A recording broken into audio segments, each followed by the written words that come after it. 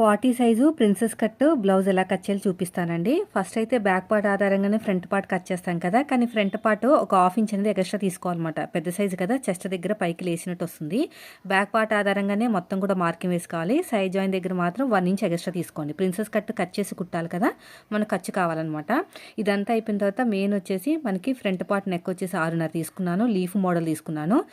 Full video ఉంది, కావాలంటే కింద లింక్ ఇస్తాను చూడండి. అయితే ఇది 40 సైజు బ్లౌజ్ కాబట్టి మనం ఏం చేయాలంటే పైనుంచి షోల్డర్ కావాల్సిన ఖర్చు వదిలేసి కిందకి 11 ఇంచులు, అదేవిధంగా కింద వచ్చేసి 3.25, ఇక్కడ చెస్ట్ దగ్గర వచ్చేసి 4.25 తీసుకుని ఇలా రౌండ్ తీసేసుకుంటే మనకి కరెక్ట్గా మనకి షేప్ అనేది వచ్చేస్తుంది.